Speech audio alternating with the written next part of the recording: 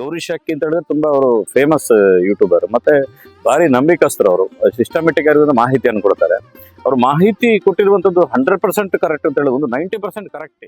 ಗಂಡು ಹೂ ಮತ್ತು ಹೆಣ್ಣು ಹೂ ಒಂದೇ ಗಿಡದಲ್ಲಾಗತ್ತೆ, ಒಂದೇ ಬಳ್ಳಿಯಲ್ಲಾಗತ್ತೆ.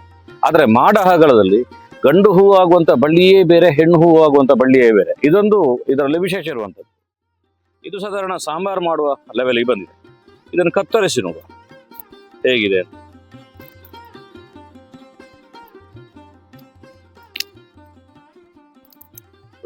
ಇದು ಬೀಜ ಬೆಳೆದಾಗಿದೆ. ಇದು ಮಟ್ಟು ಹರಿವೆ ಅಂತ ಹೇಳ್ತಾರೆ, ತುಂಬಾ ಚೆನ್ನಾಗಿರುತ್ತೆ. ಇದು ಪಿಂಕ್ ಹರಿವೆ, ಇದು ನೆಲಬಸಳೆ. ಇದಾದ್ಮೇಲೆ ಬೋನಸ್ ಆಗಿ ಬಂದಿರುವಂತದ್ದು ನೋಡಿ, ಇದೆಲ್ಲವೂ ಕೂಡ. ಇದಕ್ಕೇನ್ ಹೇಳ್ತಾರೆ ನಿಮ್ಮಲ್ಲಿ ನೋಡಿ, ಸೂಕ್ಷ್ಮವಾಗಿ ಗಮನಿಸಿ ನೋಡಿ. ಈ ಕಾಯಿಗೆ ಏನ್ ಹೇಳ್ತಾರೆ? ಯಾವ ಹೂವಿಗೂ ಇದಕ್ಕೆ ಕಾಂಪಿಟೇಷನ್ ಕೊಡ್ಲಿಕ್ಕೆ ಸಾಧ್ಯ ಇಲ್ಲ. ಎಷ್ಟು ಸುಂದರವಾಗಿದೆ ನೋಡಿ, ಹೂವಿನ ರೀತಿಯಲ್ಲಿದೆ. ಕಾಣ್ತಾ ಇದೆಯಾ? ಪಿಂಕ್ ಪಿಂಕ್ ಆಗಿದೆ. ಇದನ್ನು ಯಾಕೆ ನಾವು ಇಟ್ಟಿದ್ದೇವೆ ಅನ್ನುವಂಥದ್ದು ನಿಮಗೆ ಕ್ವಶನ್ ಬರ್ಬೋದು.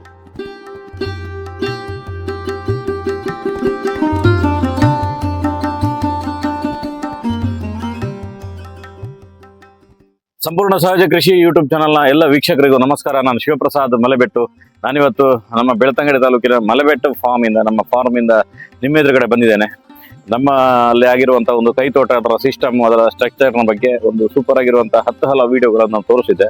ಅದರಲ್ಲಿ ಮುಖ್ಯವಾಗಿ 2 ವಿಡಿಯೋಗಳು ನಮ್ಮ ಅಣ್ಣನ ಮಕ್ಕಳು ಮತ್ತೆ ನಮ್ಮ ನೆರೆಹೊರೆಯ ಮಕ್ಕಳೆಲ್ಲ ಸೇರಿ ಮಾಡಿರುವಂತಹ ಕಂಟೆಂಟ್ಗಳು. ಒಂದು ಬದನೆ ಬೀಜವನ್ನು ಹೇಗೆ ಸೆಲೆಕ್ಟ್ ಮಾಡೋದು ಅಂತ, ಇನ್ನೊಂದು ಕೈತೋಟ ಸಣ್ಣ ಜಾಗದಲ್ಲಿ ಹೇಗೆ ಮಾಡ್ಬೋದು ಅನ್ನೋಂಥದ್ದು.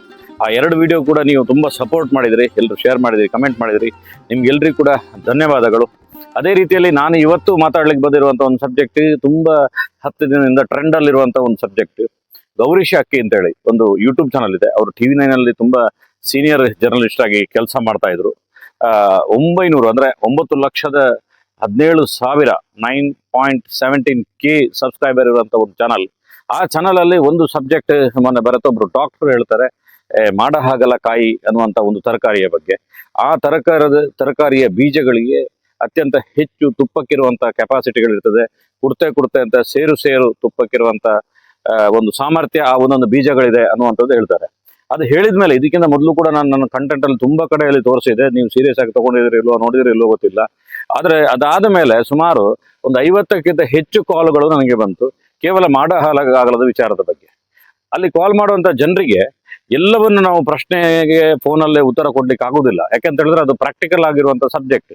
ಆ ಕಾರಣಕ್ಕೋಸ್ಕರ ಆ ಜನರು ಯಾರ್ಯಾರು ಏನೇನು ಪ್ರಶ್ನೆಗಳನ್ನು ಹಾಕಿದ್ರು ಆ ಪ್ರಶ್ನೆಗಳಿಗೆ ಉತ್ತರ ಕೊಡೋದಕ್ಕೋಸ್ಕರ ನಾನು ಇವತ್ತು ಬಂದಿರುವಂತದ್ದು. ಬನ್ನಿ ಇದರ ಬಗ್ಗೆ ಡೀಟೇಲ್ ಆಗಿರುವಂತ ಮಾಹಿತಿಯನ್ನು ಕೊಡ್ತೇನೆ. ಫಸ್ಟ್ ಆಫ್ ಆಲ್ ಆಗಿ ಮಾಡ ಆಗಲ್ಲ ಅಂದ್ರೆ ಏನು, ಹೇಗೆ, ಎಂತ, ಅದರದ್ದು ಪ್ರೋಸೆಸ್ಗಳು ಹೇಗೆ ಅನ್ನೋದು ತೋರಿಸ್ತೇನೆ. ಜಸ್ಟ್ ಪ್ರೋಸೆಸ್ಗಳು ಹೇಳ್ತಾ ನಿಮ್ಗೆ ಹೇಳಿದ್ರೆ ತುಂಬಾ ಅರ್ಥ ಆಗತ್ತೆ ಅಂತ ಅನ್ಕೊಂಡಿದ್ದೇನೆ. ನಾರ್ಮಲ್ ಹೆಚ್ಚಿನ ತರಕಾರಿಗಳಲ್ಲಿ ಬಳ್ಳಿಗಳಲ್ಲೆವು ಕೂಡ ಗಂಡು ಹೂ ಮತ್ತು ಹೆಣ್ಣು ಹೂ ಅನ್ನುವಂತ 2 ಹೂಗಳಿರುತ್ತೆ. ಸೋರೆಕಾಯಿ ಇರ್ಬೋದು, ಬೇರೆ ಬೇರೆ ತರಕಾರಿಗಳಲ್ಲಿ ಎಲ್ಲದರಲ್ಲೂ ಹಾಗೆ ಇರ್ತದೆ. ಕುಂಬಳಕಾಯಿ, ಬೂದು ಕುಂಬಳಕಾಯಿ, ಹೀರೆಕಾಯಿ ಇಂಥದ್ರಲ್ಲೆಲ್ಲೂ ಕೂಡ. ಆದ್ರೆ ಮಾಡ ಹಾಗಲದಲ್ಲೂ ಕೂಡ ಗಂಡು ಹೂ ಬೇರೆ ಇದೆ, ಹೆಣ್ಣು ಹೂ ಬೇರೆ ಇದೆ. ಆದ್ರೆ ನಾನು ಮೊದಲು ಹೇಳಿದ ಒಂದು 5-6 ತರಕಾರಿಗಳಲ್ಲಿ ಗಂಡು ಹೂ ಮತ್ತು ಹೆಣ್ಣು ಹೂ ಒಂದೇ ಗಿಡದಲ್ಲಾಗತ್ತೆ, ಒಂದೇ ಬಳ್ಳಿಯಲ್ಲಾಗತ್ತೆ. ಆದ್ರೆ ಮಾಡ ಹಾಗಲದಲ್ಲಿ ಗಂಡು ಹೂ ಆಗುವಂತ ಬಳ್ಳಿಯೇ ಬೇರೆ, ಹೆಣ್ಣು ಹೂ ಆಗುವಂತ ಬಳ್ಳಿಯೇ ಬೇರೆ. ಇದರಲ್ಲಿ ವಿಶೇಷ ಇರುವಂತದ್ದು. ಅಲ್ಲಿ ಎಕ್ಸ್ಪರ್ಟ್ ಏನ್ ಹೇಳಿದ್ರು ನೋಡಿ, ಚಿಕ್ಕಮಂಗ್ಳೂರು ಭಾಗದಲ್ಲಿ ನಮ್ಮ ಊರಿದೆ. ಆ ಊರಲ್ಲಿ ನಮ್ಮ ಅಜ್ಜಿ ಇದನ್ನೆಲ್ಲ ನಮ್ಗೆ ಮಾಡಿ ಕೊಡ್ತಾ ಇದ್ರು ಅಂತ ಅವರು ಡಾಕ್ಟರ್ ಹೇಳ್ತಾರೆ ಆ ವಿಡಿಯೋದಲ್ಲಿ, ಗೌರೀಶ್ ಅಕ್ಕಿ ಅವರದ್ದು. ಅದು ನಾನು ಒಂದು ಹಳದಿ ಕಲರ್ ಅಲ್ಲಿ ಬರುವಂತ ನಿಮ್ಗೆ ಒಂದು ಫೋಟೋ ಕಾಣ್ತಿರ್ಬೋದು. ಇದು ಕಾಡಲ್ಲಿರುವಂತದ್ದು. ಇದಕ್ಕೆ ಗಂಡು ಮತ್ತು ಹೆಣ್ಣು ಹೂ ಒಂದೇ ಗಿಡದಲ್ಲಿರುತ್ತೆ ಈ ಮಾಡ ಹಾಗಲಕ್ಕೆ. ಅದಕ್ಕೆ ಕಾಡಕಂಚಲ ಇಂಥದ್ದು ಬೇರೆ ಬೇರೆ ಹೆಸರಲ್ಲಿ ಕರೀತಾರೆ. ಈಗ ನಾನು ತೋರಿಸ್ತಿರುವುದು ನಮ್ಮ ಮನೆಯಲ್ಲಿ ಈ ವಿಜ್ಞಾನಿಗಳು ಆವಿಷ್ಕಾರ ಮಾಡಿರುವಂತದ್ದು. ಇದರಲ್ಲೇ ಎಕ್ಸ್ಟ್ರಾಕ್ಟ್ ಮಾಡಿ, ಇದರಲ್ಲೇ ಒಂದಷ್ಟು ವರ್ಕ್ಗಳನ್ನು ಮಾಡಿ ಅಸ್ಸಾಂ ಈ ಭಾಗದಲ್ಲಿ, ನಮ್ಮ ದಕ್ಷಿಣ ಕರ್ನಾಟಕದ ಕೊಡಗಿನ ಚಿಟ್ಟಹಳ್ಳಿ ಫಾರ್ಮ್ ಅಲ್ಲೆಲ್ಲ ಸಂಶೋಧನೆಯನ್ನು ಮಾಡಿ ಕೊಟ್ಟಿರುವಂತ ಮಾಡ ಹಾಗಲದ ಬಗ್ಗೆ. ಇದಕ್ಕೂ ಕೂಡ ಗಂಡು ಹೂ ಬೇರೆ, ಹೆಣ್ಣು ಹೂ ಬೇರೆ ಇದೆ. ಆದ್ರೆ ಗಂಡು ಹೂಗೆ ಗಿಡ ಬೇರೆ ಇದೆ, ಹೆಣ್ಣು ಗಿಡ ಬೇರೆ ಇದೆ. ಯಾವ ಕಾರಣಕ್ಕೂ ಕೂಡ ಗಂಡು ಹೂದು ಗಿಡ ಯಾವುದು, ಹೆಣ್ಣು ಹೂದು ಗಿಡ ಯಾವುದು ಅಂತ ಸಾಮಾನ್ಯ ಜನರಿಗೆ ಕಂಡುಹಿಡಿಯಕ್ಕೆ ಸಾಧ್ಯ ಇಲ್ಲ. ನಾನು ತುಂಬಾ ಟೈಮಿಂದ ನೋಡ್ತಿದ್ದೆ, ನಂಗೆ ಕಂಡು ಹುಡುಕಕ್ಕೆ ಆಗ್ತಾ ಇಲ್ಲ. ಬನ್ನಿ ಅದರ ಗಂಡು ಹೂವನ್ನು ನಿಮ್ಗೆ ತೋರಿಸ್ತೇನೆ. ನೋಡಿ, ಗಂಡು ಹೂ ನೋಡಿ ಈ ರೀತಿ ಇರ್ತದೆ. ನೋಡಿ ಕಾಣ್ತಾ ಇದೆಯಾ? ಈ ರೀತಿ ಗಂಡು ಹೂ ಇರ್ತದೆ. ಏನಿದೆ ವಿಶೇಷ ನೋಡಿ, ಇದರಲ್ಲಿ ಒಂದು ಟೊಪ್ಪಿ ಇದ್ದಾಗಿರ್ತದೆ. ನೋಡಿ ಹೇಗಿರ್ತದೆ ಗಂಡು ಹೂ. ಈ ಗಂಡು ಹೂ ಇಲ್ಲಿ ಯಾವುದೇ ರೀತಿಯ ಕಾಯಿ ಇರುವುದಿಲ್ಲ ಹಿಂದ್ಗಡೆಗೆ. ನೋಡಿ ಇಲ್ಲಿ ಇನ್ನೊಂದಿದೆ ನೋಡಿ, ಇದು ಎಲ್ಲ ಇದೆ ನೋಡಿ, ಹೇಗೆ ಕಾಣ್ತಾ ಇದೆಯಾ? ಇದರಲ್ಲಿ ಹಿಂದ್ಗಡೆ ಕಾಯಿ ಇಲ್ಲ. ಹೆಣ್ಣು ಹೂವಲ್ಲಿ ಯಾವುದು ಅಂತ ಹೇಳಿದ್ರೆ ಕಾಯಿ ಇರ್ತದೆ. ಅದು ಕಾಯಿ ಇರುವಂತದ್ದು ಹುಡುಕುವ ಸ್ವಲ್ಪ ಕಡಿಮೆ ಆಗಿದೆ ಈಗ. ಬನ್ನಿ, ಅಲ್ಲೊಂದಿದೆ, ಇಲ್ಲೊಂದು ಎರಡೇ ಎರಡು ಹೆಣ್ಣು ಇರುವಂತದ್ದು, ಅದರಲ್ಲಿ ಇದು ಕೂಡ ಒಂದು. ಇದು ತುಂಬಾ ಆಗ್ತದೆ, ಇದಕ್ಕೊಂದು ಸೀಸನ್ ಅನ್ನುವಂಥದ್ದು ಇದೆ ನೋಡಿ. ಇದು ಹೆಣ್ಣು, ಸ್ವಲ್ಪ ಹತ್ರಕ್ಕೆ ಝೂಮ್ ಮಾಡಿ ನೋಡಿ. ಹೆಣ್ಣುವಿನ ಹಿಂದ್ಗಡೆ ನೋಡಿ, ಇದರಲ್ಲಿ ಒಂದು ಸಣ್ಣ ಕಾಯಿ ಇರ್ತದೆ. ಈ ಕಾಯಿಗೆ ನಾವು ಪರಾಗಸ್ಪರ್ಶ ಮಾಡಬೇಕಾಗತ್ತೆ. ಪರಾಗಸ್ಪರ್ಶ ಮ್ಯಾನುವಲ್ ಮಾಡುವಂಥದ್ದು ನೋಡಿ. ಈ ರೀತಿ ಪೆಟಲ್ಸ್ಗಳನ್ನೆಲ್ಲ ತೆಗೆದು ಈ ರೀತಿ ಮಾಡಿದಾಗ ಇಲ್ಲಿ ಇದ್ರಲ್ಲಿ ನೋಡಿ, ಈ ರೀತಿ ಇರ್ತದೆ. ಇದರ ಮಧ್ಯಭಾಗದಲ್ಲಿ ಆರೆಂಜ್ ಕಲರ್ ಕಾಣ್ತಾ ಇದೆ ನೋಡಿ, ಸೂಕ್ಷ್ಮವಾಗಿ ಗಮನಿಸಿ. ಗೆರೆ ಗೆರೆ ಗೆರೆ ಗೆರೆ ಆರೆಂಜ್ ಕಲರ್ ಇರ್ತದೆ. ಅದನ್ನು ಈ ಹೂವಿಗೆ ಹೀಗೆ ಪರಾಗಸ್ಪರ್ಶ ಮಾಡಬೇಕಾಗುತ್ತೆ. ಹೀಗೆ ತಾಗಿಸ್ತದೆ, ಕಾಣ್ತಾ ಇದೆಯಾ? ಹತ್ರ ಝೂಮ್ ಮಾಡಿ ನೋಡಿ. ಇದರ ಮಧ್ಯಕ್ಕೆ ಇದು ತಾಗ್ತದೆ. ಇದು ತಾಗಿದ್ರೆ ಇದು ಕಾಯಿ ಆಗುತ್ತೆ. ಇದು ಕಾಯಾಗಿ ನೆಕ್ಸ್ಟ್ಗೆ ಇದು ಬೆಳೀತದೆ ನೋಡಿ. ಇದರ ಬೆಳವಣಿಗೆ ಸ್ಪೀಡ್. ಒಂದ್ಸಲ ಪರಾಗಸ್ಪರ್ಶ ಮಾಡಿದ ಮೇಲೆ 1 ವಾರದಲ್ಲಿ ಇದು ಕಾಯಾಗಿ ಒಂದು 10 ದಿನದ ಒಳಗಡೆ ಸಾಂಬಾರು ಮಾಡಲಿಕ್ಕೆ ಇದಕ್ಕೆ ಆಗುತ್ತೆ. ನಿಮಗೆ ನಾರ್ಮಲ್ ಒಂದು ಕ್ವಶನ್ ಬರ್ತದೆ, ಇದಕ್ಕೆ ಯಾಕೆ ಜೇನು ಇದು ಅದನ್ನು ಅಟ್ರಾಕ್ಟ್ ಮಾಡೋದಿಲ್ಲ ಅಂತೇಳಿ. ನೋಡಿ ಇಲ್ಲಿ ನೋಡಿ, ಇದು ಹತ್ರಕ್ಕೆ ಬನ್ನಿ ನೋಡಿ. ಇಲ್ಲಿ ನೋಡಿ, ಇಲ್ಲಿ ಜೇನು ಕಾಣ್ತಿದೆಯಾ ನೋಡಿ. ನೋಡಿ ಜೇನುಗಳು ಹರಡ್ತಿರೋದು. ಇಷ್ಟ ಹತ್ರಕ್ಕೆ ಇಲ್ಲಿ ಜೇನು ಬರ್ತಿದೆ ನೋಡಿ. ಇದರಲ್ಲೆಲ್ಲದರಲ್ಲಿ ಜೇನು ಓಡಾಡ್ತಾ ಇದೆ ಎಲ್ಲ ಕಡೆ. ಸೂಕ್ಷ್ಮವಾಗಿ ನೋಡಿದ್ರೆ ಶಬ್ದಗಳೆಲ್ಲವೂ ಕೂಡ ಕೇಳ್ತದೆ. ಆದ್ರೆ ಇಷ್ಟು ಹತ್ರಕ್ಕಿರುವಂತ ಹೂವಿಗೆ, ಇಷ್ಟು ಹತ್ರಕ್ಕೆ ಹೂವಿಗೆ ಯಾಕೆ ಬರುವುದಿಲ್ಲ ಅಂತ ಹೇಳಿದ್ರೆ, ಇದು ಇವರು ನಮ್ಮ ತಳಿಯನ್ನು ವಿಶೇಷವಾಗಿ ಅಧ್ಯಯನ ಮಾಡಿ ಇದನ್ನು ಸ್ಟಡಿ ಮಾಡಿರುವಂಥದ್ದು. ಇದು ನ್ಯಾಚುರಲ್ ಆಗಿ ಬಂದಿರುವಂಥದ್ದಲ್ಲ. ಆ ಕಾರಣಕ್ಕೋಸ್ಕರ ನ್ಯಾಚುರಲ್ ಯಾವ ಹೂಗಳಿರ್ತದೆ ಅದಕ್ಕೆಲ್ಲದಕ್ಕೂ ಜೇನುಗಳು ಬರುತ್ತೆ. ನಾನಲ್ಲಿ ಯಾವುದನ್ನು ತೋರಿಸಿದೆ ಅದನ್ನು ತೋರಿಸಿ ಅದು ಒಂದು 4-5 ದಿನದಲ್ಲಿ ನೋಡಿ ಈ ರೀತಿ ಆಗುತ್ತೆ ನೋಡಿ. ಇಲ್ಲಿ ಕಾಣ್ತಿದೆ ನೋಡಿ, ಎರಡು ನೋಡಿ ಇದು ನೋಡಿ, 2 ಕಾಯಿಗಳಾಗಿದೆ ಅದರಲ್ಲಿ. ಅದು ಸುಮಾರು 1 ವಾರ ಹಾಕ್ತಾ ಬಂದಿರಬಹುದು. ಅದಾದ ಮೇಲೆ ಇಲ್ಲೊಂದಿದೆ, ಇದನ್ನು ತೋರಿಸ್ತೇನೆ ನೋಡಿ. ನೋಡಿ ಇದು ಸಾಧಾರಣ ಸಾಂಬಾರು ಮಾಡುವ ಲೆವೆಲ್ಗೆ ಬಂದಿದೆ. ಇದನ್ನು ಕತ್ತರಿಸಿ ನೋಡುವ ಹೇಗಿದೆ ಅಂತ.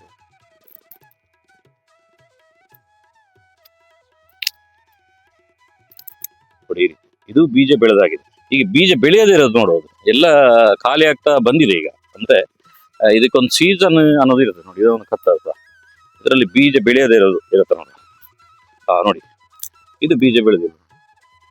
ಇದು ನಿಜವಾಗ್ಲೂ ಸಾಂಬಾರಿಗೆ ಸೂಪರ್ ಆಗಿರೋದು.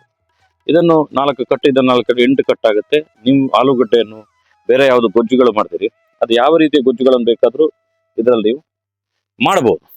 ಇದು ಬೆಳೆದ ಮೇಲೆ ಏನಾಗ್ತದೆ ಅನ್ನೋದು ಕ್ವಶನ್ ಬರ್ತದೆ ನೋಡಿ. ಇಲ್ಲಿ ನೋಡಿ ಬೆಳೆದಿರುವಂಥದ್ದು ಸುಮಾರು ಒಂದು 20 ದಿನ ಆದ್ಮೇಲೆ ಈ ರೀತಿ ಆಗುತ್ತೆ. ಎಷ್ಟು ಆರೆಂಜ್ ಕಲರ್ ಇದೆ ನೋಡಿ, ಎಷ್ಟು ಚೆನ್ನಾಗಿದೆ ನೋಡಿ. ಇಲ್ಲಿ ತುಂಬಾ ಇದೆ ಆ ರೀತಿ ನೋಡಿ. ಇಲ್ಲೊಂದಿದೆ, ಇಲ್ಲಿ ಒಳಗಡೆ ನಿಮ್ಗೆ ತುಂಬಾ ಅಲ್ಲಲ್ಲಿ ಕಾಣ್ತಾ ಇದೆ ನೋಡಿ. ಈ ಕಡೆ ಎಲ್ಲ ಕಡೆ ಕಾಣ್ತಾ ಇದೆ. ನಾನು ಯಾಕೆ ಇಟ್ಟಿದ್ದೇನೆ ಅಂತ ಹೇಳಿದ್ರೆ, ಇದು ಬೀಜಕ್ಕೆ ಇಟ್ಟಿದ್ದೇನೆ. ಇಲ್ಲಿ ನೋಡಿ, ಬೀಜಕ್ಕೆ ಇಟ್ಟಾಗ ಏನಾಗುತ್ತೆ ಕೊನೆಗೆ ಅಂತ ಹೇಳಿದ್ರೆ, ಇದು ಫುಲ್ಲು ಬೆಳೆದ ಮೇಲೆ ನೋಡಿ ಈ ರೀತಿ ಹೊಡಿತದೆ. ಯಾವ ಹೂವಿಗೂ ಒಂದು ಕಡಿಮೆ ಇಲ್ಲ ನೋಡಿ, ಎಷ್ಟು ಚೆನ್ನಾಗಿದೆ ನೋಡಿ. ಇಲ್ಲೆಲ್ಲ ಈ ರೀತಿ ಹಣ್ಣಾಗಿರುವಂಥದ್ದು ತುಂಬಾ ಇದೆ. ಹಣ್ಣಾದ ಮೇಲೆ ನೋಡಿ ಈ ಕೆಟಗರಿಗೆ ಬರ್ತದೆ ನೋಡಿ. ಇದನ್ನು ಹಾಗೆ ಒಣಗಿಸ್ತೇವೆ, ಹೇಗೆ ಕಾಣ್ತದೆ ನೋಡಿ. ಇದೆಲ್ಲ ಕೂಡ ಒಣಗಿಸಿರುವಂಥದ್ದು. ನಾನು ನಿನ್ನೆ ಒಂದು ಕಡೆಗೆ ಹೋಗಿದ್ದೆ, ಅವರು ಹೇಳಿದ್ರು ಇದನ್ನು ಕೂಡ ಬಿಸಾಡಬಾರ್ದು, ಇದನ್ನು ಕೂಡ ಸಾಂಬಾರು ಮಾಡಬಹುದು. ಹೇಗೆ ಅಂತ ಹೇಳಿದ್ರೆ ನೋಡಿ, ಈ ರೀತಿ ಈ ಬೀಜಗಳನ್ನೆಲ್ಲ ಹೊರಗೆ ತೆಗೆದ ಮೇಲೆ ಇದು ಕಹಿ ಅಲ್ಲ, ಆಗಲಕಾಯಿ ಅಂತ ಹೇಳಿದ್ರೆ ನೀವು ಕಹಿ ಅಂತ ಅಂದ್ಕೋಬೇಡಿ. ಇದು ಕಹಿ ಅಲ್ಲ, ಇದು ಊರಿನ ಆಗಲಕಾಯಿ ಅಲ್ಲ, ಇದು ಮಾಡ ಆಗಲಕಾಯಿ. ಆ ಕಾರಣಕ್ಕೋಸ್ಕರ ನೋಡಿ, ಇದು ಯಾವ್ದು ಉಳಿತದೆ, ಇದು ತುಂಬಾ ಮೆತ್ತಗಿರುತ್ತೆ. ಇದನ್ನು ಗೊಜ್ಜು ಮಾಡ್ಬೋದು, ಸಾಂಬಾರು ಮಾಡ್ಬೋದು ಅಂತಾನು ಕೂಡ ಹೇಳ್ತಾರೆ. ಅದಾದ್ಮೇಲೆ ಇದನ್ನು ನೀರಲ್ಲಿ ಪ್ರೋಸೆಸ್ ಮಾಡಿ ಈ ರೀತಿ ನಾವು ಬೀಜ ಮಾಡ್ತೇವೆ ನೋಡಿ. ಇದು ಬೀಜ ಜನರಿಗೆ ಕೊಡ್ಲಿಕ್ಕೋಸ್ಕರನೇ ಇರುವಂತದ್ದು. ಸಣ್ಣ ಒಂದು ನಕ್ಷತ್ರ ಆಕಾರ ಅಂತ ಹೇಳ್ಬೋದು, ಆಮೆ ಆಕಾರ ಅಂತ ಹೇಳ್ಬೋದು ನೋಡಿ. ಸಣ್ಣ ಆಮೆ ಇದ್ದಾಗಿದೆ, ಹೇಗಿದೆ ನೋಡಿ ಬೀಜಗಳು. ಇದೆಲ್ಲವೂ ಮಾಡಿ ನಾವು ಬೀಜಗಳನ್ನು ಮಾಡ್ತೇವೆ. ಇದ್ರ ಗಿಡ ಮಾಡೋದು 100% ನಮ್ಮ ಕೈಯಲ್ಲಿ, ಯಾರ ಕೈಯಲ್ಲೂ ಇಲ್ಲ. ನಾನು ತುಂಬಾ ಜನರಿಗೆ ಬೀಜ ಕೊಟ್ಟಿದ್ದೇನೆ. ಬೀಜ ಒಂದೇ ವಾರದಲ್ಲಿ ಮೊಳಕೆ ಬಂದಿದೆ. ಅದಾದ್ಮೇಲೆ ಮೊಳಕೆ ಬಂದಿಲ್ಲ ಅಂತ ಹೇಳಿದ್ರೆ, ಮೊಳಕೆ ಬರುವುದಿಲ್ಲ ಅಂತ ಹೇಳಿದ್ರೆ ಹಾಗಿಲ್ಲ. ಎಷ್ಟೋ ಟೈಮ್ ಆದ್ಮೇಲೆ, 1 ತಿಂಗಳಾದ್ಮೇಲೆ, 20 ದಿನ ಆದ್ಮೇಲೆ, 25 ದಿನ ಆದ್ಮೇಲೆ, ನಾನು ಮೊನ್ನೆ ಒಂದು ತೊಟ್ಟೆಗೆ ಬೀಜಗಳನ್ನು ಹಾಕಿದ್ದೆ. ಆ ಬೀಜಗಳು 1 ತಿಂಗಳಾದ್ಮೇಲೂ ಮೊಳಕೆ ಬರಲಿಲ್ಲ. ಅದಾದ್ಮೇಲೆ ಅದರ ಮೇಲಕ್ಕೆ ಒಂದು ಬದನೆ ಗಿಡವನ್ನು ನೆಟ್ಟೆ ಅದೇ ತೊಟ್ಟೆಯಲ್ಲಿ. ಅದಾದ್ಮೇಲೆ ಮತ್ತೆ 1 ತಿಂಗಳಾದ್ಮೇಲೆ ಒಂದೊಂದೇ ಮೊಳಕೆ ಬರ್ಲಿಕ್ಕೆ ಪ್ರಾರಂಭ ಆಯ್ತು. ಅಂದ್ರೆ ಇದು ತುಂಬಾ ಭೂಮಿಗೆ ಹತ್ರ ಆಗಿರುವಂತದ್ದು, ನ್ಯಾಚುರಲ್ ಆಗಿರುವಂಥದ್ದು. ಇದು ನಮ್ಮ ಕೈಯಲ್ಲಿ ಇಲ್ಲ, ಅದು ಮೊಳಕೆ ಬರೋದು ಬರದಿರುವಂಥದ್ದು. ಆದರೆ ಮ್ಯಾಕ್ಸಿಮಮ್ ಆಗಿ ಮೊಳಕೆ ಬಂದೇ ಬರುತ್ತೆ. ಮೊಳಕೆ ಬಂದ ಗಿಡಗಳ ನೆಡುವಂಥದ್ದು ಹೇಗೆ ಅನ್ನೋದು ನೋಡಿ. ಈ ರೀತಿ ಸಿಂಪಲ್ ಆಗಿ ನೋಡಿ, ಒಂದು ಸಣ್ಣ ಗುಂಡಿ ತೆಗೆದಿದೆ, ಇಲ್ಲಿ ಸ್ವಲ್ಪ ಗೊಬ್ಬರಗಳನ್ನು ಹಾಕಿದ್ವಿ. ಇದು ಈಗ ನೀರು ಹಿಡಿದಿರೋದು, ಇವಾಗ ಡೈಲಿ ಹಿಡಿಯಲ್ಲ, ಒಂದು ವಾರಕ್ಕೊಂದ್ಸಲ ಎಲ್ಲ. ನೋಡಿ ಇಲ್ಲಿ ಇದು ಚಿಗುರ್ಕೊಂಡು ಹೀಗೆ ಬರ್ತದೆ. ಮತ್ತೆ ನೋಡಿ ಈ ರೀತಿ ಮರಗಳಿಗೆ ಹೋಗುತ್ತೆ. ಇದು ಒಂದು ಕಾಡು ವೆರೈಟಿಗೆ ಸೇರಿರುವಂಥದ್ದು. ಆದ್ರಿಂದಾಗಿ ಇದಕ್ಕೆ ಹೆಚ್ಚು ತಲೆಕೆಡಿಸ್ಕೋಬೇಕು ಬಾರಿ ಏನಿಲ್ಲ. ನೋಡಿ ಸುಮ್ಮನೆ ಬಿಸಾಡ್ದಾಗಿದೆ. ನೋಡಿ ಇಲ್ಲಿ ಸೋರೆಕಾಯಿ ಇದೆ, ಅದರ ಪಕ್ಕದಲ್ಲೇ ನೋಡಿ ಇದನ್ನು ಕೂಡ ಹಾಕಿದ್ದೇವೆ. ಇನ್ನು ಮಳೆಗಾಲಕ್ಕೆ ಇಲ್ಲಿ ಹಬ್ಬಿಕೊಂಡು ಹೋಗ್ತದೆ. ಈ ರೀತಿ ಅತ್ಯಂತ ಸುಲಭದಲ್ಲಿ ಆಗುವಂತ ಒಂದು ಸಿಸ್ಟಮ್. ನೋಡಿ ಇಲ್ಲಿ ಸೋರೆಕಾಯಿ ಆಗಿರೋದು ನೋಡಿ, ಬಾಟಲ್ ಸೋರೆ. ಈ ರೀತಿ ಒಂದು 8-10 ವೆರೈಟಿಯ ಸೋರೆಗಳು ಕೂಡ ನಮ್ಮ ಹತ್ರ ಇರ್ತದೆ. ಇದು ಬೀಜದಲ್ಲಿ ಎಷ್ಟು ಗಂಡಾಗತ್ತೆ, ಎಷ್ಟು ಹೆಣ್ಣು ಆಗುತ್ತೆ ಅನ್ನುವಂಥದ್ದು ಕೂಡ ನಮಗೆ ಮಾಹಿತಿಗಳಿರುವುದಿಲ್ಲ. ತುಂಬಾ ಸಲ ಕೆಲವು ಸ್ವಲ್ಪ ವಿಶೇಷವಾಗಿ ಗೊತ್ತಿರೋರು ಏನ್ ಹೇಳ್ತಾರೆ ಅಂತ ಹೇಳಿದ್ರೆ, ಒಂದು 3 ಅದರಲ್ಲಿ ಹೆಣ್ಣಾಗತ್ತೆ, ಒಂದು 7 ಗಂಡಾಗತ್ತೆ ಅಂತ ಹೇಳ್ತಾರೆ. ನಮ್ಗೆ ಬೇರೆ ಬೇರೆ ರೀತಿಯ ರಿಸಲ್ಟ್ಗಳು ಬಂದಿದೆ. ಅದೇ ರೀತಿಯಲ್ಲಿ ಗೆಡ್ಡೆಯಲ್ಲಿ ಕೂಡ ಅದರಲ್ಲಿ ಗಿಡ ಮಾಡ್ಲಿಕ್ಕೆ ಆಗ್ತದೆ. ಅದು ಅತ್ಯಂತ ಸುಲಭದ ಮೆಥಡ್. ಆದ್ರೆ ಏನ್ ಸಮಸ್ಯೆ ಅಂತ ಹೇಳಿದ್ರೆ, ಅದು ಯಾವಾಗ್ಲೂ ಸಿಗಲ್ಲ. ನೋಡಿ ಇಲ್ಲಿ ಫುಲ್ಲು ಗಿಡಗಳಿದೆ, ಇದರಲ್ಲಿ ಗೆಡ್ಡೆ ಇರುತ್ತೆ. ನಾನು ಇದನ್ನು ಈಗ ಗೆಡ್ಡೆ ತೆಗಿಲಿಕ್ಕೆ ಹೋದ್ರೆ ಈ ಗಿಡಗಳೆಲ್ಲವೂ ಕೂಡ ಸತ್ತೋಗ್ತದೆ. ಆ ಕಾರಣಕ್ಕೋಸ್ಕರ ಯಾರು ಕೂಡ ಅಕಾಲಿಕವಾಗಿ ಬೇಕು ಅಂತ ಹೇಳಿದಾಗ ಗಿಡಗಳನ್ನು ಗೆಡ್ಡೆಗಳನ್ನು ತೆಗಿಲಿಕ್ಕೆ ಆಗುದಿಲ್ಲ. ಅದು ಮೇ ಅಲ್ಲಿ ಅಥವಾ ಜೂನ್ ಟೈಮಲ್ಲಿ, ನೆಡುವ ಟೈಮಲ್ಲಿ ಆದ್ರೂ ಸಿಗ್ತದೆ. ಬೀಜಗಳು ಯಾರಿಗೆ ಬೇಕಾದ್ರೂ ಅದನ್ನು ಕಳಿಸ್ಲಿಕ್ಕೆ, ಪೋಸ್ಟ್ ಮಾಡ್ಲಿಕ್ಕೆ ಎಲ್ಲ ಸುಲಭ ಆಗಿರ್ತದೆ. ಆ ಕಾರಣಕ್ಕೋಸ್ಕರ ಇದರದ್ದು ಒಂದು ಡೀಟೇಲ್ ಆಗಿರುವಂತ ಒಂದು ಮಾಹಿತಿಯನ್ನು ನಿಮ್ಗೆ ಕೊಟ್ಟಿದ್ದೇನೆ. ಇನ್ನೊಂದು ವಿಶೇಷ ಏನು ಅಂತ ಹೇಳಿದ್ರೆ, ಇದರಲ್ಲಿ ಎಷ್ಟು ಚಾಕಚಕ್ಯತೆ ಇರಬೇಕು ಅಂತ ಹೇಳಿದ್ರೆ, ಒಂದು ದಿನ ಹೆಣ್ಣು ಹೂ ಆಯ್ತು, ಇನ್ನೊಂದು ದಿನ ಗಂಡು ಹೂ ಆಯ್ತು ಅಂತ ಹೇಳಿದ್ರು ಕೂಡ ಅದು ಅಷ್ಟು ಸುಲಭದಲ್ಲಿ ಅದನ್ನು ಪರಾಗಸ್ಪರ್ಶ ಮಾಡಕ್ಕಾಗಲ್ಲ. ಪರಾಗಸ್ಪರ್ಶ ಪ್ರತಿದಿನ ಬೆಳಿಗ್ಗೆ ನಾವು ಮ್ಯಾನುವಲ್ ಆಗಿ ಮಾಡಬೇಕಾಗತ್ತೆ. ಅದಕ್ಕೋಸ್ಕರ 2 ಗಿಡಗಳು ಒಂದೇ ಟೈಮಿಗೆ ಬರಬೇಕು. ನೋಡಿ ಇದು ಹೆಣ್ಣು ಕಾಯಿ ಆಗುವಂತ ಗಿಡಗಳದ್ದು ಇದು. ಈ ಗಿಡಗಳಿಂದ ನಂಗೆ ಕಾಯಿ ಆಗ್ಲಿಕ್ಕೆ ತುಂಬಾ ಟೈಮ್ ತಗೊಳ್ತು. ಯಾಕೆ ಅಂತ ಹೇಳಿದ್ರೆ, ನಂಗೆ ಗಂಡು ಹೂವಿದ ಗಿಡ ರೆಡಿ ಆಗಿರ್ಲಿಲ್ಲ. ಅದಾದ್ಮೇಲೆ ಇದು ವೇಸ್ಟ್ ಆಗ್ತಾ ಇತ್ತು. ಯಾವತ್ತು ಗಂಡು ಹೂವಿದ ರೆಡಿ ಆಯ್ತು, ಅದಾದ್ಮೇಲೆ ಪರಾಗಸ್ಪರ್ಶ ಮಾಡಿ ಇದರಲ್ಲೆಲ್ಲವೂ ಕೂಡ ಕಾಯಿ ಆಗ್ಲಿಕ್ಕೆ ಮಾಡ್ಲಿಕ್ಕಾಯ್ತು. ಆ ಕಾರಣಕ್ಕೋಸ್ಕರ ನೀವು ಇದನ್ನು ಒಂದು ಅಧ್ಯಯನ ದೃಷ್ಟಿಯಿಂದ ನಿಮ್ಮ ಮನೆಯಲ್ಲಿ ಮಾಡಬೇಕು. ಮತ್ತು ಆ ಚಾನಲ್ನವರು ತುಂಬಾ ಸುಂದರವಾಗಿ, ಅವರು ಡಾಕ್ಟರ್ ಅದ್ಭುತವಾಗಿ ವಿವರಿಸಿದ್ರು. ಗೌರಿ ಶಕ್ಕಿ ಅಂತ ಹೇಳಿದ್ರೆ ತುಂಬಾ ಅವರು ಫೇಮಸ್ ಯೂಟ್ಯೂಬರ್, ಮತ್ತೆ ಭಾರಿ ನಂಬಿಕಸ್ಥರು. ಅವರು ಸಿಸ್ಟಮೆಟಿಕ್ ಆಗಿರುವ ಮಾಹಿತಿಯನ್ನು ಕೊಡ್ತಾರೆ. ಅವರು ಮಾಹಿತಿ ಕೊಟ್ಟಿರುವಂತದ್ದು 100% ಕರೆಕ್ಟ್ ಅಂತ ಹೇಳಿದ್ರೆ ಒಂದು 90% ಕರೆಕ್ಟೇ. ಆ ಕಾರಣಕ್ಕೋಸ್ಕರ ನಾವು ನಾಳೆ ಮಾಡ ಹಾಗಲ್ಲದ ಹಿಂದೆ ಬೀಳುವುದಲ್ಲ. ಇವತ್ತೇ ಇದರ ರೇಟ್ ಎಷ್ಟಿದೆ ಅಂತ ಹೇಳಿದ್ರೆ, ನೀವು ಮಾರ್ಕೆಟ್ ಅಲ್ಲಿ, ಸೂಪರ್ ಮಾರ್ಕೆಟ್ ಅಲ್ಲಿ 400 ರೂಪಾಯಿ ಮೇಲೆ ಇರ್ತದೆ. ಮಂಗಳೂರಿನಂತ ಸಿಟಿಗಳಲ್ಲೇ 300 ರೂಪಾಯಿ ಮೇಲೆ ಇರ್ತದೆ. ಬಾಂಬೆಯಲ್ಲಿ 400-500 ರೂಪಾಯಿ ಎಲ್ಲ ಸಿಗುತ್ತೆ ನಿಮಗೆ. ಫಾರಿನ್ ವರೆಗೂ ಕೂಡ ಇದು ಹೋಗುತ್ತೆ. ನೀವು ಅದರ ಮೇಲೆ ಮುಗಿಬಿದ್ರೆ ಅದರ ರೇಟ್ ನಾಳೆ 1000 ರೂಪಾಯಿ ಹೋಗುತ್ತೆ. ಆ ಕಾರಣಕ್ಕೋಸ್ಕರ ಫಸ್ಟ್ ಆಫ್ ಆಲ್ ಆಗಿ ನಾವು ಅರ್ಥ ಮಾಡ್ಕೊಳ್ಬೇಕು, ನೀವು ಇದನ್ನು ಎಷ್ಟು ಸರ್ಕಸ್ ಮಾಡಿದ್ರು ಇದೇನು ಭಾರಿ ಚೆನ್ನಾಗಾಗತ್ತೆ ಅನ್ನೋಂಥದ್ದಲ್ಲ. ನೀವು ಟೋಟಲ್ ಆಗಿ ಸಾವಯವ ಕೃಷಿ ಕಡೆ ಬರಬೇಕು. ಮತ್ತು ಸಾವಯವ ಬೇರೆ ಬೇರೆ ಐಟಮ್ಗಳನ್ನು ನೀವು ತಗೊಳ್ಳಿಕ್ಕೆ ಶುರು ಮಾಡಬೇಕು. ನ್ಯಾಚುರಲ್ ಆಗಿರುವಂಥದ್ದು. ನೋಡಿ ನಾರ್ಮಲ್ ಆಗಿ ಮೆಣಸುಗಳಿಗೆ ಎಷ್ಟೋ ಸ್ಪ್ರೇ ಮಾಡಬೇಕಾಗತ್ತೆ. ನೋಡಿ ಎಷ್ಟು ಸ್ಪ್ರೇ ಮಾಡಬೇಕಾಗತ್ತೆ. ಇದು ಯಾವುದು ಸ್ಪ್ರೇ ಮಾಡದಾಗಿರುವಂಥ ಜೀರಿಗೆ ಮೆಣಸು ನೋಡಿ, ಯಾವುದು ಸ್ಪ್ರೇ ಮಾಡಿಲ್ಲ. ಯಾವ್ದೋ ರೋಗ ಇದೆಯಾ? ಯಾವ ರೋಗನೂ ಇಲ್ಲ. ನೋಡಿ ಬದನೆ ನೋಡಿ, ಗೊಂಚಲು ಬದನೆಗಳಾಗಿದೆ ನೋಡಿ. ನೋಡಿ ಇಲ್ಲಿ ನೋಡಿ ಬದನೆ ನೋಡಿ. ಇದೆಲ್ಲವೂ ಕೂಡ ನ್ಯಾಚುರಲ್ ಆಗಿ ಆಗುವಂಥದ್ದು. ನ್ಯಾಚುರಲ್ ಆಗುವಂಥದ್ದು ಕಡೆಗೆ ನಾವು ಹೆಚ್ಚು ಗಮನವನ್ನು ಕೊಡಬೇಕು. ನೋಡಿ ಈ ರೀತಿ ಪ್ರಕೃತಿಯಲ್ಲಿ ಹಲವಾರು ರೀತಿಯ ತರಕಾರಿಗಳು, ಸೊಪ್ಪುಗಳು ನಮಗೆ ಸಿಗುತ್ತೆ. ಅದೆಲ್ಲದರಲ್ಲೂ ನ್ಯೂಟ್ರಿಯೆಂಟ್ಗಳಿರ್ತದೆ. ಅದರೆಲ್ಲದರಲ್ಲೂ minerals, fibres, herbs, micro nutrients ಇದೆಲ್ಲವೂ ಕೂಡ ಇರ್ತದೆ. ನೋಡಿ ಇಲ್ಲಿ ನಾನು ಹರಿವೆಯನ್ನು ನೆಟ್ಟಿರುವಂಥದ್ದು. ನೋಡಿ ಇದೊಂದು ವೆರೈಟಿಯ ಹರಿವೆ. ಇದು ಮಟ್ಟು ಹರಿವೆ ಅಂತ ಹೇಳ್ತಾರೆ. ತುಂಬಾ ಚೆನ್ನಾಗಿರುತ್ತೆ ಇದು. ನೋಡಿ ಇದು ಪಿಂಕ್ ಹರಿವೆ, ಇದು ನೆಲಬಸಳೆ. ಇದಾದ್ಮೇಲೆ ಬೋನಸ್ ಆಗಿ ಬಂದಿರುವಂತದ್ದು ನೋಡಿ ಇದೆಲ್ಲವೂ ಕೂಡ. ಇದಕ್ಕೇನ್ ಹೇಳ್ತಾರೆ ನಿಮ್ಮಲ್ಲಿ ನೋಡಿ, ಸೂಕ್ಷ್ಮವಾಗಿ ಗಮನಿಸಿ ನೋಡಿ. ಈ ಕಾಯಿಗೆ ಏನ್ ಹೇಳ್ತಾರೆ? ಇದಕ್ಕೆ ಮಡಿಕೇರಿ ಸೈಡ್, ಕೊಡಗು ಸೈಡ್ ಎಲ್ಲ ತುಂಬಾ ಫೇಮಸ್ ಇದು. ಇದ್ರದ್ದು ಎಲ್ಲ ಸೊಪ್ಪು ಮಾಡಿ ಪಲ್ಯ ಎಲ್ಲ ಮಾಡ್ತಾರೆ. ಏನೋ ಒಂದು ಹೆಸರು ಹೇಳ್ತಾರೆ, ಹೇಳಿ. ಅದು ತುಂಬಾ ಚೆನ್ನಾಗಿರ್ತದೆ, ತುಂಬಾ ಆರೋಗ್ಯಕ್ಕೆ ಒಳ್ಳೆಯದು. ಆ ರೀತಿಯ ನ್ಯಾಚುರಲ್ ಆಗಿರುವಂತಹ ವಸ್ತುಗಳನ್ನು ನೀವು ಬೆಳಿಲಿಕ್ಕೆ ಪ್ರಾರಂಭ ಮಾಡಿದಾಗ ಅದಕ್ಕೆ ವಿಶೇಷವಾಗಿರುವಂತ ಬೆಲೆ ಸಿಗುತ್ತೆ. ನೋಡಿ ಇದೊಂದು ಬೆಂಡೆಕಾಯಿ ಇದೆ ನೋಡಿ, ನಾನು ತುಂಬಾ ವಿಡಿಯೋಗಳಲ್ಲಿ ತೋರಿಸಿದ್ದೇನೆ. ಯಾವುದೇ ಗೊಬ್ಬರಗಳ ನ್ಯಾಚುರಲ್ ಆಗುತ್ತೆ.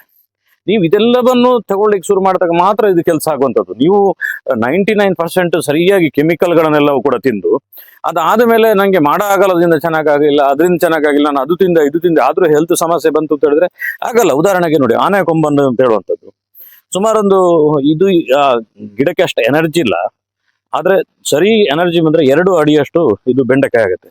ಹೇಗಿದೆ ನೋಡಿ, ಎಷ್ಟು ಉದ್ದ ಇದೆ ನೋಡಿ. ನೋಡಿ ಇಲ್ಲಿ ನೋಡಿದ್ರೆ ನಿಮ್ಗೆ ಗೊತ್ತಾಗ್ಬೋದು ನೋಡಿ. ಸುಮಾರು 1 ಅಡಿಗಿಂತನೂ ಹೆಚ್ಚಿರುವಂತ ಬೆಂಡೆಕಾಯಿ. ಅದಾದ್ಮೇಲೆ ಇಲ್ಲೊಂದು ವೆರೈಟಿ ಇದೆ ನೋಡಿ, ಮರ ಬೆಂಡೆ ನೋಡಿ. ನೋಡಿ ಹೇಗಿದೆ ನೋಡಿ ಮರ ಬೆಂಡೆ. ನೋಡಿ ಕಾಣ್ತಿದ್ಯಾ?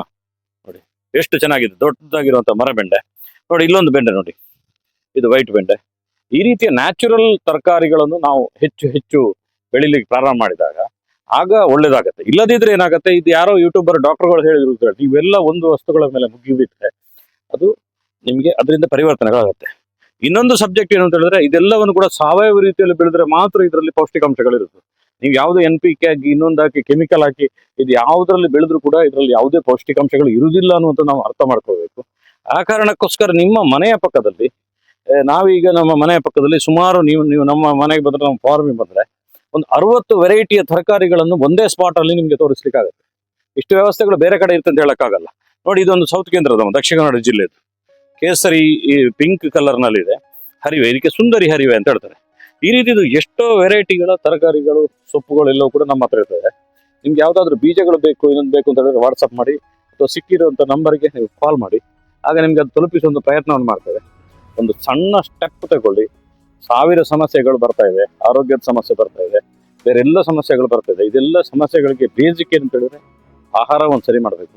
ಆಹಾರ ಕರೆಕ್ಟ್ ಮಾಡಿದ್ರೆ ಮಾತ್ರ ಇದೆಲ್ಲವೂ ಕೂಡ ಸರಿ ಮಾಡ್ಲಿಕ್ಕೆ ಸಾಧ್ಯ. ಆ ಕಾರಣಕ್ಕೋಸ್ಕರ ಮುಂದಿನ ದಿನಗಳಲ್ಲಿ ನಮ್ಮ ಚಾನಲ್ ನೋಡಿ, ಅದರೊಟ್ಟಿಗೆ ನಮಗೆ ಸಬ್ಸ್ಕ್ರೈಬ್ ಮಾಡಿ, ಸಪೋರ್ಟ್ ಮಾಡಿ, ಶೇರ್ ಮಾಡಿ. ಮತ್ತು ಈ ಚಾನಲ್ ನೋಡ್ತಾ ಇದ್ರೆ ಖಂಡಿತವಾಗಿ ನೀವು ನಿಮ್ಮ ಮನೆಯಲ್ಲಿ ಸಣ್ಣದಾಗಿ ತರಕಾರಿ ಬೆಳೀಲಿಕ್ಕೋಸ್ಕರ ಒಂದು ಪ್ರೇರಣೆ ಸಿಕ್ಕೇ ಸಿಗತ್ತೆ ಅನ್ನುವಂಥ ಮಾತನ್ನು ಹೇಳ್ತಾ ಇದ್ದೇನೆ. ಮತ್ತು ಆ ಚಾನಲ್ನವರು ಯಾವುದ್ರ ಮುಖಾಂತರ ಜನರಿಗೆ ಸಾವಯವ ಕೃಷಿ ಬಗ್ಗೆ ಅರಿವು ಮೂಡಿಸಿದ್ರು ಗೌರಿ ಶೆಟ್ಟಿ ಚಾನಲ್, ಅವರಿಗೂ ಕೂಡ ನಾನು ಧನ್ಯವಾದಗಳನ್ನು ತಿಳಿಸ್ತೇನೆ. ಮತ್ತು ಇಷ್ಟೊತ್ತು ನೀವು ವೀಕ್ಷಣೆ ಮಾಡಿದರೆ ನಿಮಗೂ ಕೂಡ ಧನ್ಯವಾದಗಳು.